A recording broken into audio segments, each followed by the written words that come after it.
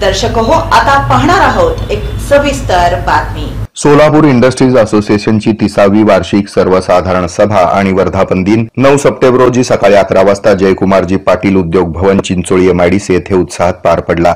कार्यक्रमाच्या सुरुवातीला नवीन सभासद hotel Regenta, Elvis life sciences limited, PR polymers India, RM enterprises, Shri Swami Samarth fabrication तसंच शासकीय अधिकारी, MIDC चे प्रादेशिक अधिकारी शिवाजी राठोड, उपअभियंता प्रदीप खंदारे, फायर ब्रिगेड अधिकारी दिनेश अंभोरे, प्रभारी वैद्यकीय अधिकारी महाराष्ट्र राज्य कामगार विमा सोसायटी मिलिंद चौधरी यांचं स्वागत करण्यात आलं। यानंतर टाटा पॉवर सोलरचे विभागीय सेल्स मॅनेजर मिनल मिमानी यांनी उपस्थित सभासदांना सौर ऊर्जा बसवण्याचे फायदे, शासन धोरण आणि भविष्यातील ऊर्जा गरज याबाबत मार्गदर्शन केलं।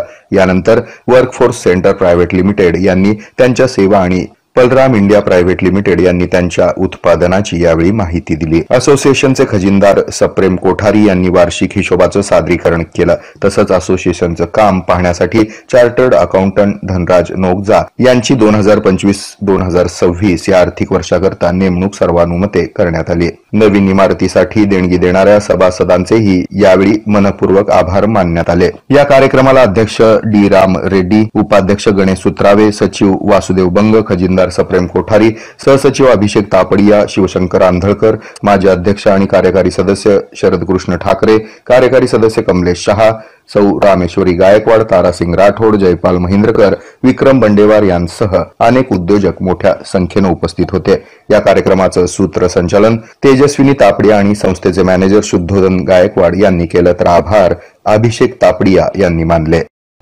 हे आहे मेट्रोकास्ट केबल नेटवर्क आणि आपण पाहत आहात द न्यूज